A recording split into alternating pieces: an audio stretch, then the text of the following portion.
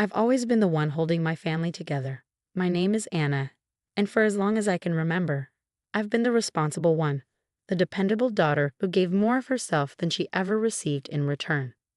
When I landed a solid career as a project manager, it wasn't just a win for me, it became a lifeline for my parents. Every month, like clockwork, I'd send them nearly half of my paycheck to ensure they lived comfortably. My younger brother, Matthew, was the family's golden child. 5 years my junior, he basked in their endless praise and affection while I toiled quietly in the shadows. He was celebrated. I was relied upon.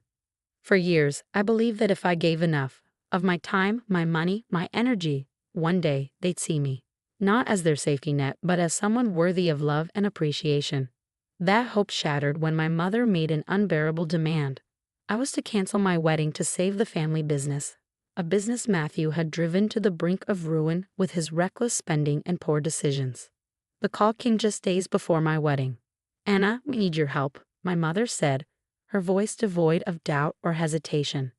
"The business is in trouble, and Matthew, he needs your support to get it back on track." I felt my stomach twist. This was supposed to be my time, finally, a moment for my happiness. "Mom," I said, steadying my voice, "I've always supported you. But I can't bail out the business. I have my own future to think about." There was a long silence before her voice returned, cold and cutting. "So you're just going to abandon us after everything we've done for you? Walk away when your family needs you most?" I closed my eyes, forcing myself to stay calm. "I'm not abandoning anyone. I'm choosing, for once, to prioritize my own life. I'm getting married, and I can't risk my future to fix Matthew's mistakes." Her tone sharpened. "This isn't just about money, Anna. It's about family. We've always counted on you.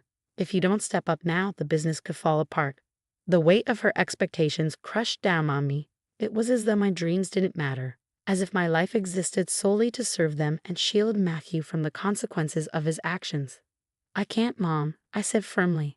"I've given so much. It's time Matthew takes responsibility." She hung up without another word, but her disappointment lingered in the silence. The next day, as I reviewed the final details for my wedding, a loud knock startled me. I opened the door to find my mother standing there, her face twisted with anger. "What are you doing here?" I asked, shocked.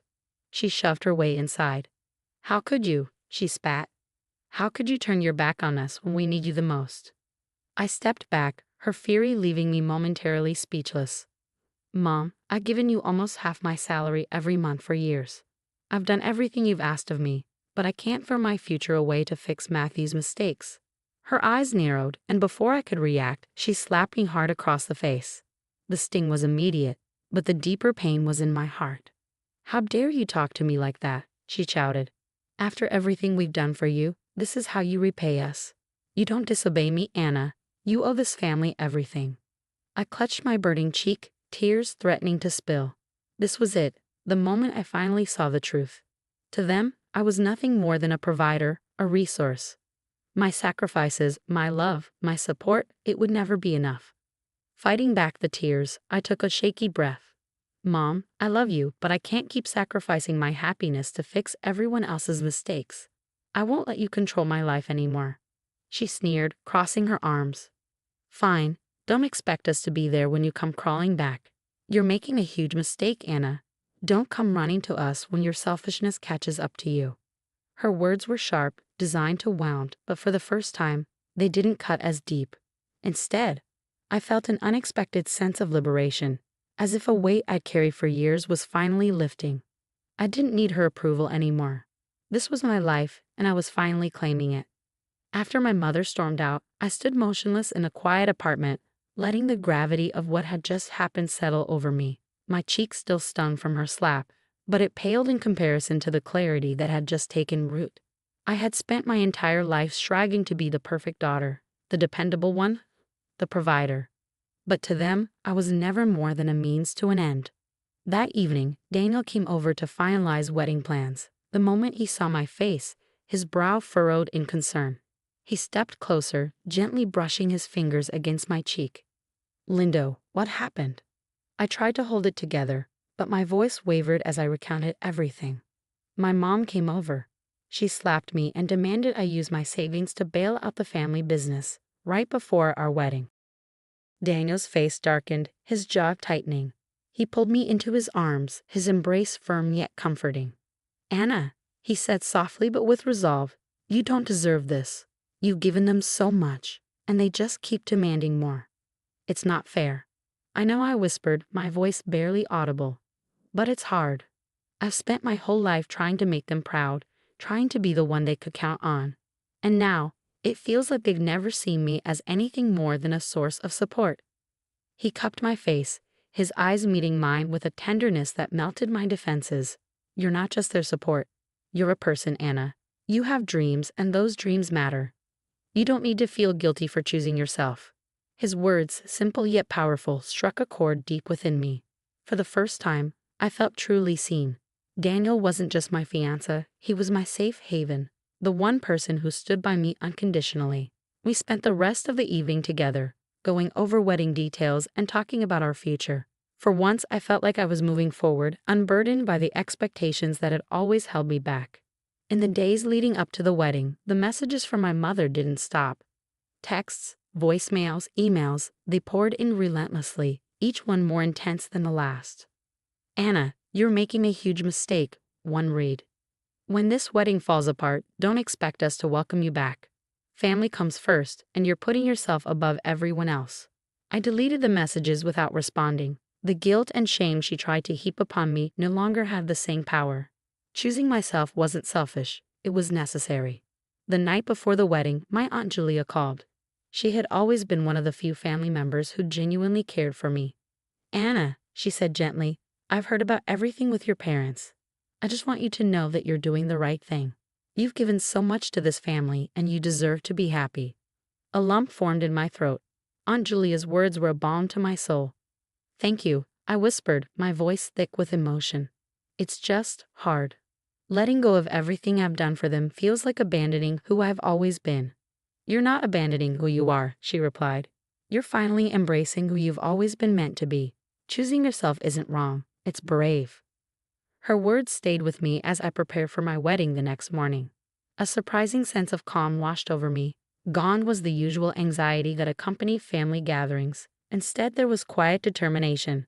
This day was for Daniel and me, a celebration of a life we were choosing together. As I stood before the mirror, dressed in my gown, I saw myself clearly for the first time.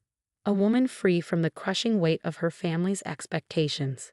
When I walked down the aisle and saw Daniel waiting for me, his eyes lit up with pride and love.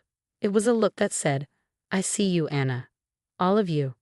In that moment, I knew every sacrifice, every painful realization had led me here, to a place of pure freedom and joy.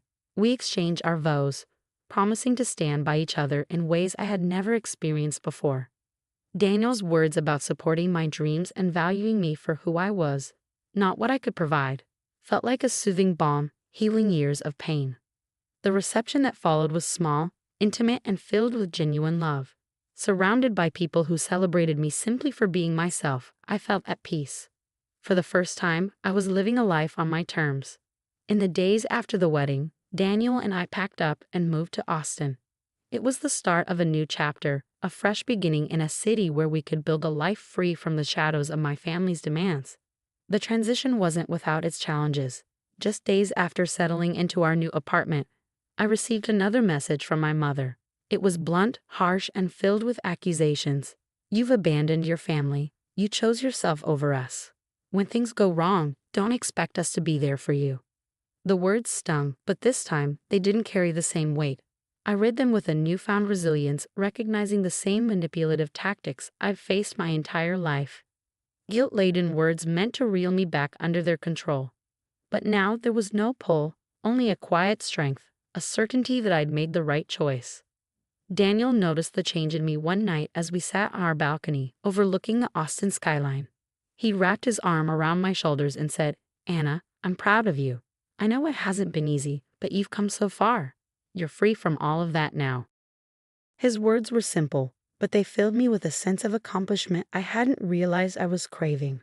For years, I've been the perfect daughter, the unwavering supporter, bearing the weight of my family's expectations. But now, for the first time, I could breathe. I could live for myself. Weeks turned into months, and life with Daniel felt like everything I had ever hoped for. We spent our days dreaming about the future, planning our next steps, and talking about starting a family someday. Our life was simple, but it was ours, untainted by the toxic cycles I had left behind. One afternoon, I received an unexpected call from my cousin Adam. "Anna," he said, his voice filled with genuine remorse. "I just wanted to say I'm sorry. I've heard everything that happened, and I don't know why they treated you that way. You've always deserved better." Hearing those words brought a lump to my throat. I hadn't expected an apology, let alone validation from someone within my family. "Thank you, Adam," I replied softly. "It's been hard, but I'm finally in a place where I feel free." Adam's words reminded me that, while my parents remained distant, there were still people in my family who cared. Over the following months, I began to rebuild relationships with those who had always seen me for who I truly was: Aunt Julia, Uncle Jacob, a few cousins, and close friends. They became my extended family, the ones who celebrated my joy without strings attached. However, my relationship with my parents remained strained. I couldn't forget the years of manipulation, the slap, or how they had always prioritized Matthew. Every time I considered reaching out, memories of the endless sacrifices and the pain resurfaced. Deep down, I knew I couldn't return to that cycle. My life, my peace, depended on setting firm boundaries. Months after the wedding, I received one final message from my mother. It was short, almost desperate. "I miss you, Anna. Please call me." I stared at the screen, feeling a familiar pang of guilt, but this time, I didn't waver.